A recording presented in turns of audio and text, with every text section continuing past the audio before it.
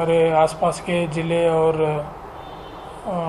दूसरे स्टेट के मिला के 4 केस और बाकी 12 केसेस हमारे ज़िले के हैं।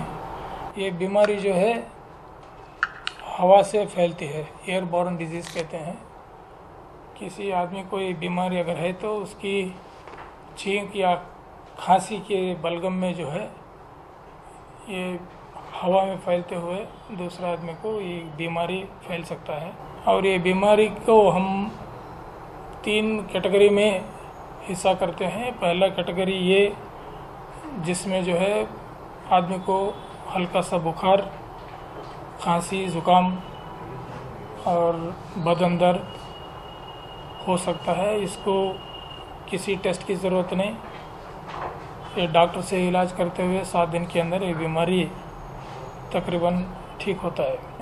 बी कैटेगरी में थोड़ा तेज़ बुखार रहेगा, उसके साथ खांसी में बलगम और छींक और बहुत बदन दर्द और थोड़े बीमार पेशेंट बीमारी लोगों में उल्टी या जुलाब होने की संभावना रहती है। सी कैटेगरी जो है थोड़ा सीवियर कहलाता है, गंभीर किस्म का बीमारी जिसमें जो है सांस लेने में तकलीफ़ हो या फिर बेहोश होना, ऐसे किस्म के लक्षण उसमें दिखाई देते हैं। ऐसे केसेस में हम जो है आदमी को अस्पताल में दाखिल करके ट्रीटमेंट देना पड़ता है। और उसके अलावा ऐसे पेशेंट के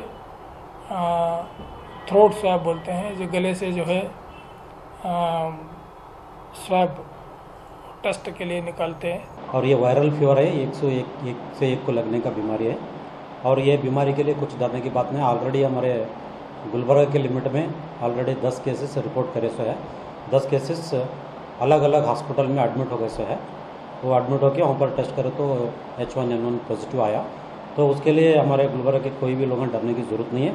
इसके लिए जो ना हमारे कॉर्पोरेशन की तरफ से ऑलरेडी हम जो ना इसके प्लान बना के ये जो ना बैनर्स, पोस्टर्स और जो ना ये पैम्पलेट्स बना के हम घर घर को जो ना उसके बारे में क्या करना चाहिए, क्या करना नहीं चाहिए